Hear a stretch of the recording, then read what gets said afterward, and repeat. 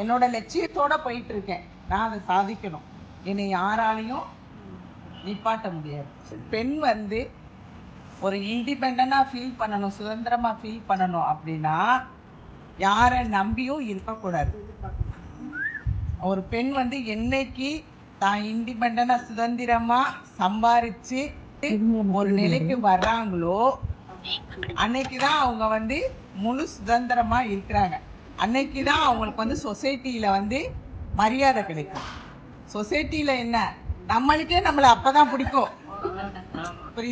படிச்சுதான் இருக்கணும் அப்படிங்கிறது கிடையாது. உங்களுக்கு விருப்பமான ஏதாவது ஒண்ணு தேர்ந்தெடுத்து நீங்க செய்யலாம். வீட்டுல இருந்தே ஏதாவது பண்ணலாம், இல்ல சின்ன வேலைக்கு போகலாம். ஆனா எதை யோசிச்சாலும் அன்றே செய் நன்றே செய். அது நிறைய திட்டங்களை அறிவிச்சிருக்காரு.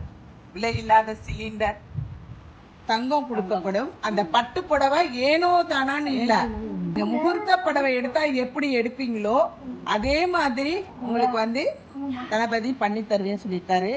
நம்ம எல்லாருக்கும் தாய் மாமனா, தம்பியா, அண்ணனா, உங்களுக்கு பேரனா, மகனா எல்லாமாவே இருப்பாரு. அதே மாதிரி காரைக்குடி சட்டமன்ற தொகுதியில நிக்க போற ஒருத்தர் கண்டிப்பா நமக்கு தளபதியோட போர்பட தளபதியா இருந்து நம்மளுக்கு எல்லாமே செஞ்சு கொடுப்பாரு.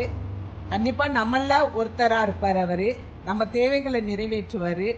அதனால தளபதி யாரை கையை காமிக்காரோ அவருக்கு நம்ம வாக்களித்து அவரை வெற்றி பெற செய்யணும். கண்டிப்பா இனிய மகளிர் தின